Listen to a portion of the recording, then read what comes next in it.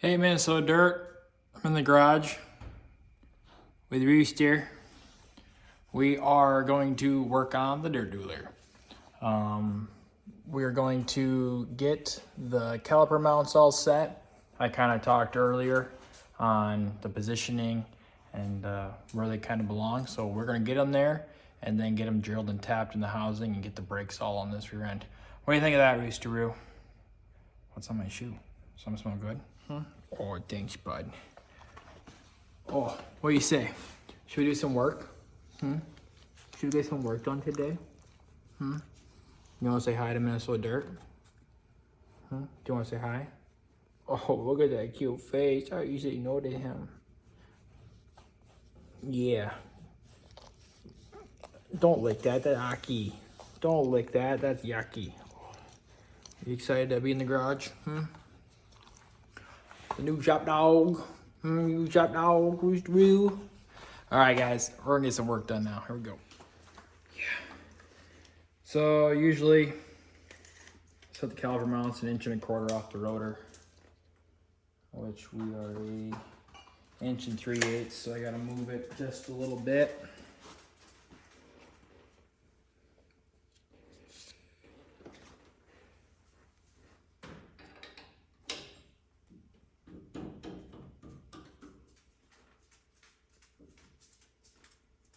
Wiggle, wiggle. Ooh, not really too much. Oh, falling apart. 1.25 inches. We'll just clock it like there. Crank that down.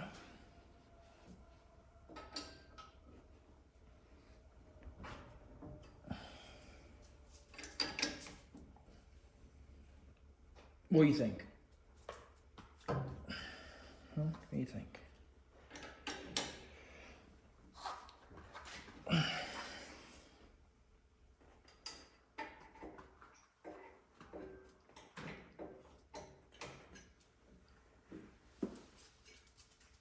Okay, it's tight. Now let's do the caliper on just to make sure we're good. What do you think? Does that look good? Did I do a good job? Yeah, that should work. I'm trying to get some work done. So now that we have this all set,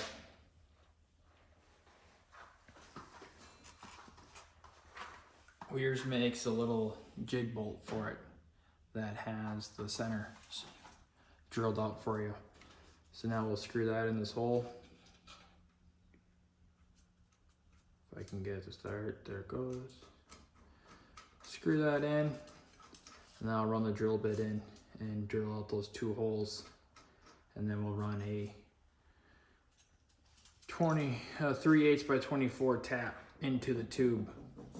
But first, I need to get the axle out of this tube. You really don't want to drill this with an axle in it. Probably not recommended. Unless you want to drill your axle, but I wouldn't recommend doing that. So yeah, that is the gist of that. Usually, anywhere between 1.25 inches, 1 1/8 off. They're pretty forgiving. So anywhere in between there, lock it down, drill, tap, done. Pretty simple. But that's what I will do tonight. Had to go down to Dirt Dueler and drop off some stuff and talk to Adam for a little bit. So we kind of got a little bit of a late start out here tonight. So nothing too crazy going on tonight. Well, I'm gonna do the same thing to the right side, do some drilling, do some tapping, and we'll chat with you guys later. Sorry to jump back in the middle of the video, take a little break. I got a message yesterday from Adam saying, dude, this is the real reason why we mount the calipers that way.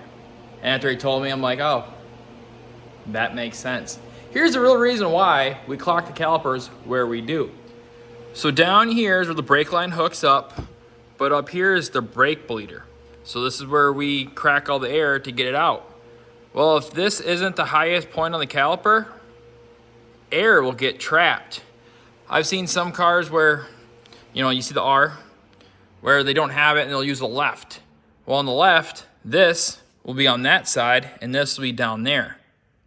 Well, that won't work. If your brake line goes in at the top and your bleeder's at the bottom, all your air will be trapped up here at the brake, where the line hooks up. So that is why we clock the brakes where we do, so that we can actually get good brakes and get all the air out of it. Glad to see Adam actually watches the videos. Makes me feel good about myself. That's why I was wrong, so that give Adam an opportunity there to correct me. So thanks, Adam, for watching our videos, and thanks for informing me. Appreciate you. Had to take everything back off just to do a little painting in here, and also after I got these holes drilled and tapped, I like to use a little cheap insurance, a little Loctite, and then also I like to Loctite my brake caliper bolts as well. But one thing I realized I never talked to you guys about is what I do in between seasons on my brake pads. So like I said, I use the AFCO C2 brake pads, and after 10-15 nights, they look kind of grungy and gross. So what I do on the off season is I just have some 80 grit sandpaper. I like to just put it on a flat surface, not full of junk. Probably should have swept before I did this. And just run it back and forth.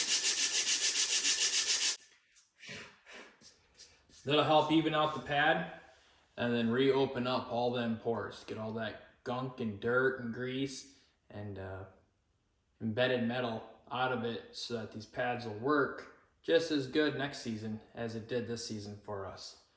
Go a little bit more. It's money wasted right there on the floor. It looks good as new, so we'll roll with that. On the other pad, if I see any high spots, I'll take a file, or in this case, I'll probably grab my wire cutters and nip that off quick. Just cut some of that stuff off. These metric calipers, they flex and move so much, you always will end up with some high spots either on the top or on the bottom. Just carve that stuff off. And then sandy. That makes me think of something.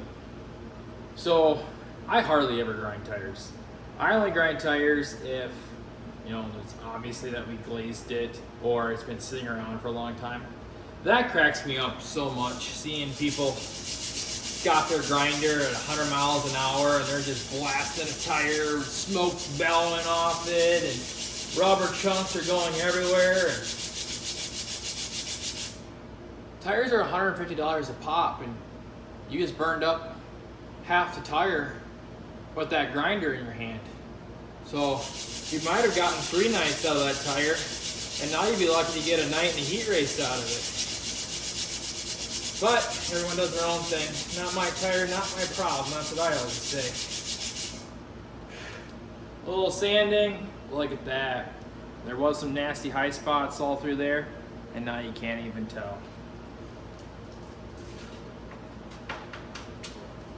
Worth a little sacrifice. Also on my brakes, it's all gross looking now, but used to look really pretty.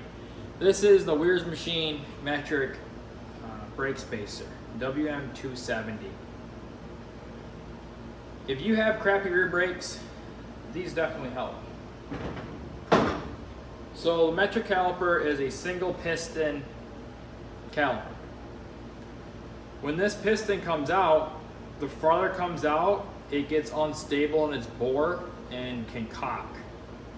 So by running this brake spacer pad in there, we just took up a 1/4 inch of that room that piston would have had to come out. So you get a lot more firmer brakes, happier brakes, because the piston ain't gonna blow itself out because it's getting all cocked in the bore. It just gives you a way better brake pedal, and brakes are definitely overlooked on a race car. Brakes are very, very important. They are the, your brake your brake adjuster. As a driver, that's the only thing that we can do in the car during a race is play with our brake adjusters. So if your car is tight, start cranking brakes to the rear to help try to break it free. Car's loose, start cranking brakes to the front to help try to tighten up on entry. Having good working brakes and a well-maintained brake adjuster could save your night. Definitely overlooked, I believe.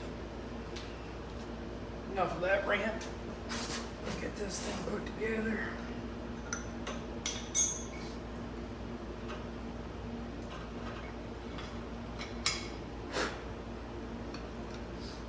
Put that in there like that.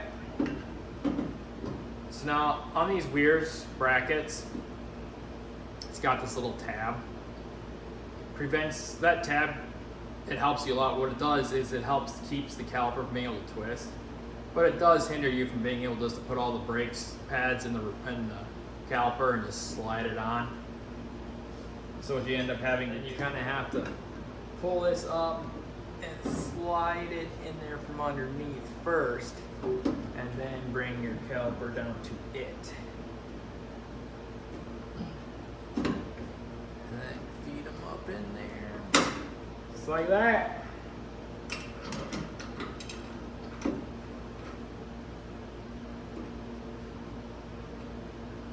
That started. That started.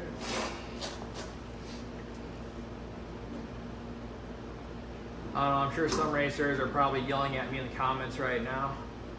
Oh, don't be using that Loctite. You'll never get it apart. I always use Loctite.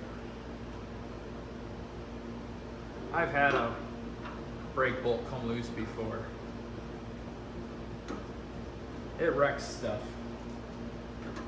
And the worst thing is the car, it happened to me, I don't know, dang, probably 10 years ago now, but I didn't have a clamp on caliper mount. I had the cheap, cheap one that you actually just burned on right to the axle tube. So what happened is it was actually the bottom bolt fell out and the top held in. And so what it ended up doing was like the brake still worked, but it took this top ear and just laid it open. And it messed the bracket all up. Happened on a Friday, and we raced Friday, Saturday. So I'm in the garage, torches and hammers and beating and banging on that caliper mount to try to square it up a little bit. And I ended up just cutting pretty much the ear off it and bolting it back to the caliper, and wherever it lied, just burning it in with a welder. And this was before I worked for Weir's. All after that weekend of racing, we got back to the shop. First thing I did was cut off that caliper mount, grind the rear end tube clean, and ordered me up some Weir's brake brackets. So I never had to do that crap again. So if I did break one or bend one, 2 bolts fixed in about 4 minutes. Way easier than what I had to go through. Well, there we are. Left rear's all on. Everything's tight, Loctited, drilled and tapped into our housing.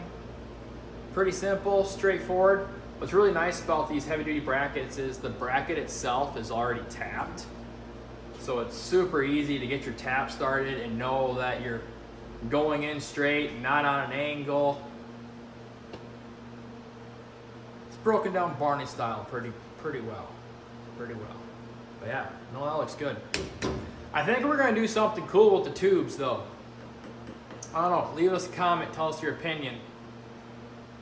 The paint always gets sandblasted and it looks like crap after a few nights, you know, unless you go underneath here and rattle can your rear end every other night. My dad's got some bright neon orange vinyl lying around that's pretty old. It probably should get used up. I think we're just gonna take some measurements here into these gaps, and we're gonna wrap some really bright neon orange vinyl. Really make this rear end pop. But then again, it'd make everyone behind me stare at my butt. That's all right. Give them something to look at when we're leading the race, right? Well, I'm gonna do the same thing to the right side. Probably am gonna set you up on a time lapse though of me drilling and tapping that tube. I guess it could be kind of interesting to watch. So let's get that right side. That thing out of there. We're gonna use the jig bolt. See the hole in the center? That's to get us nice and straight and not mess the threads up in the bracket. So we'll get that screwed in. Then we'll grab our 1/4 inch drill bit.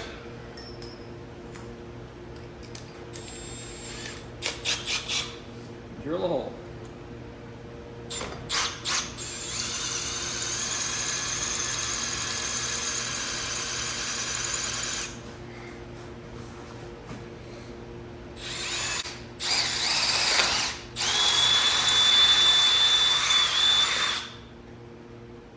All right, now don't touch that. It's gonna be warm. Use your tools.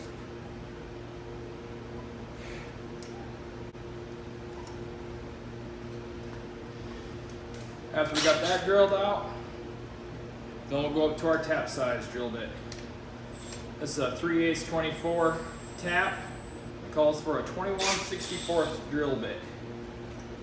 Go in there now.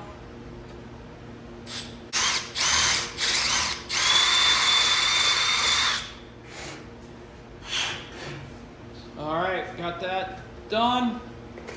Then we'll grab our tap. Probably have a little oil. Got a pan of some old pure oil over there, so that's all I used. Get our tap in there. Like I said, what's really nice is this bracket is already tapped, so it gets you already started. Then you pretty much don't have to worry about being all crooked and kittywampus. Get it started. You'll feel when you hit the tube. All right, now we're hitting the tube. Now, if you've never used a tap before, you do not just want to start heat-holing on this thing and just run it through the hole. It's a good way to break tap off, and drilling out a tap is no fun. It's hardened steel, so you're going to give it a couple turns. You'll feel like you're kind of tight, and then you'll back it off. When you back it off, it breaks the chip off. Now we're not tight anymore. Give it some more turns. You'll feel it kind of tighten up. Back it off.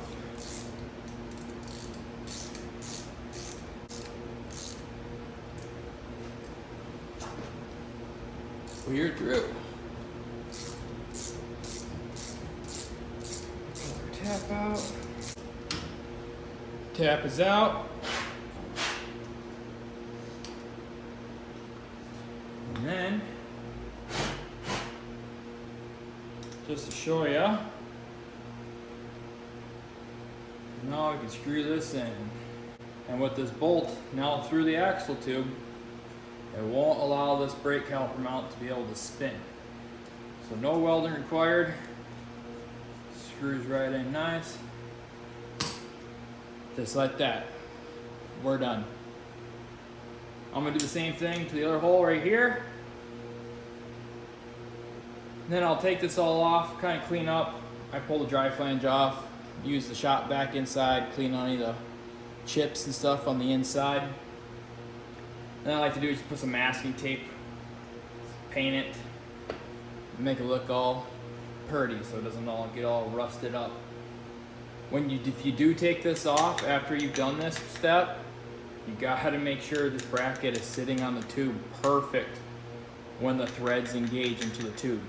If it doesn't, since this bracket's threaded, if you don't start perfectly with the housing, or say it goes through a thread and then it finally catches, there's going to be a gap there. It won't pull tight to the housing, so you will always have that gap, and it could cause failures. Make sure it's tight against there and start it off. Well, let me get this other hole done here.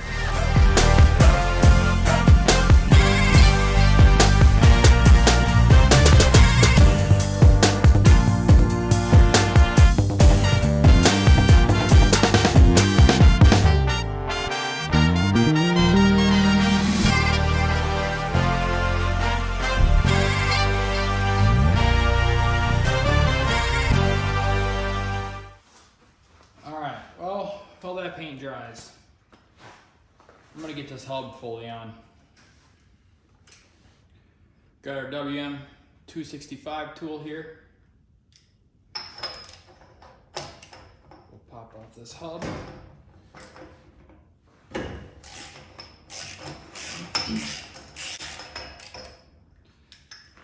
So that's what the nut looks like.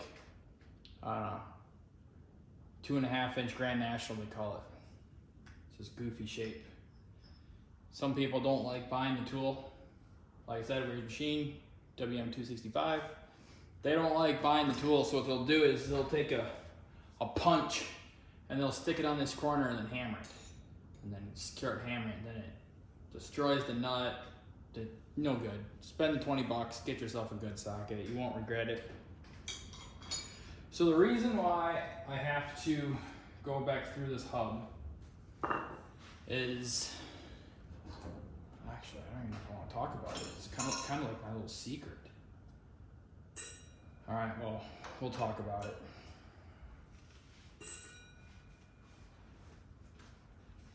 So I run these things called bearing spacers. DRP makes them. If you don't run them, you need to get them. They make a huge difference. So there's two bearings in the hub. One sits this way, one sits that way. This is called a bearing spacer. It sits in the middle and it keeps those bearings from being able to, like when you go in the corner, the hub will move and it'll load the inside bearing. Puts all the force in that one bearing. Well, this bearing spacer keeps the bearings together. So both bearings will get loaded equally. You won't have premature failure of one bearing from being overloaded. These things are like $50 a piece, well worth it. Also helps a lot on your rolling resistance. So what you do is you clean all your bearings, no grease. You loosen up this set screw and you screw this in and out until you can crank tight your hub and not have any play. Well, this is the hubs off of my spare 9-inch, so this was set to that. So they're a little loose on this quick change. I already did the left side, so now I need to kind of critique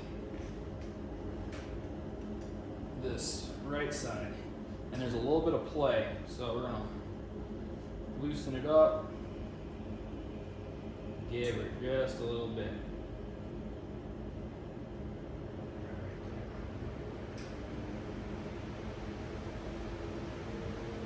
Snug it down. You don't gotta kill it, snug it down. The nice part about these bearing spacers is you can tighten this nut up as tight as you want. You don't have to worry about hurting the bearing. Where if you don't run it, if you tighten this nut up too much, you can actually drive the bearings in too far and it'll lock the whole hub up.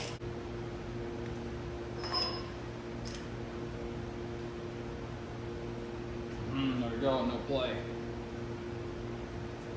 Money right there. It's very time consuming.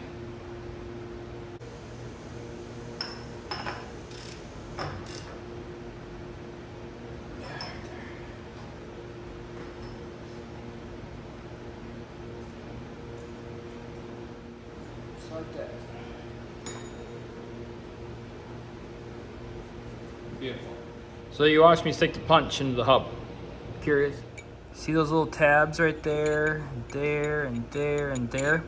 After you get this tight, you want to find out which tab lines up with your slot.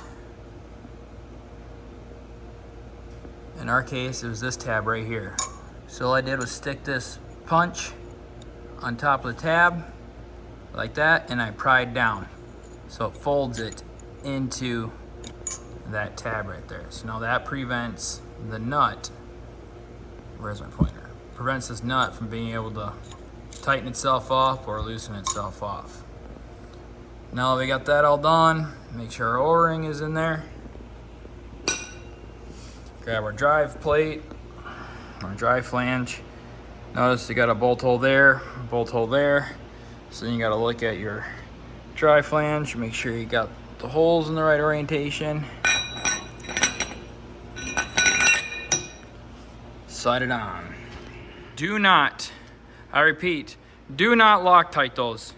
Don't do it. I know I preach Loctite, but don't do that. Give it a good turn.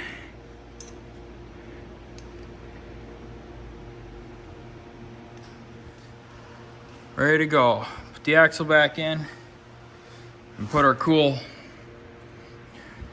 Weir's Machine dust cap on. Good to go. Now I know what you're already saying, but Billy, 3 minutes ago you said you Loctite everything because cheap insurance. I do, but not those bolts. There's through holes on the back. These hubs don't have through holes. I'm a liar, but 90% of the time these bolts like corrode themselves in, I think because of heat, or I don't know, I'm gonna say heat, but they tighten themselves up. And I've had to drill out more of them darn bolts than I care to count. Don't Loctite them. Like I said, don't kill it. Just make sure they're nice, good and snug. Move on. And next winter, if you gotta pull it all apart, hope that they come back out. But yeah, that is gonna finish up for the night. Gonna let this paint dry. Sammy just got back from town to get Harper Quinn. My parents are on their way to Fort Rucker, Alabama to watch Charlie graduate walk school. So after this weekend, Charlie will officially be a Army warrant officer. My little brother will outrank me. I don't know, I'm a civilian now, so technically I guess I outrank him. But when I got out of the military, I was a E5 sergeant, and that's what Charlie was too, before he went to walk school. But yeah, that will finish up for tonight. Probably Harper Quinn! Hi, babe girl! What are you doing? Are you happy? Are you being naughty girl already? Why'd you get all excited when you heard that? Harper, it's been a while since you've been on the racing channel. What do you think, Rooster? You happy your cousin's here? Hi, baby, missed you. Are you excited to see your dad? Are you excited to see your dad? He's coming home. Yeah. I think he'll be home in the middle of next week to come get you. That will conclude this video. Thanks guys for watching. It is Sunday, Super Bowl Sunday. We got the fam here behind us. We got a house full of good food. Let's go check it out. Hi, Haley. Hi. Oh, look at the beer bread. We got chicken wings, buffalo sauce. Oh, look at that. Salsas, 2 different cheese dips, chocolate with strawberry, salsas, pistachio, mini wieners. So yeah, you guys know the deal. Make sure you like, share, and subscribe. Please share us on Facebook. That helps us out so much. Thanks, Adam. Oh, this video I gave you a shout out for correcting me on the whole caliper and why we put them where we put them. There you go. You learned something. Everybody learned something there. Yeah, appreciate you. Like, share, and subscribe. We'll see you guys in the next video.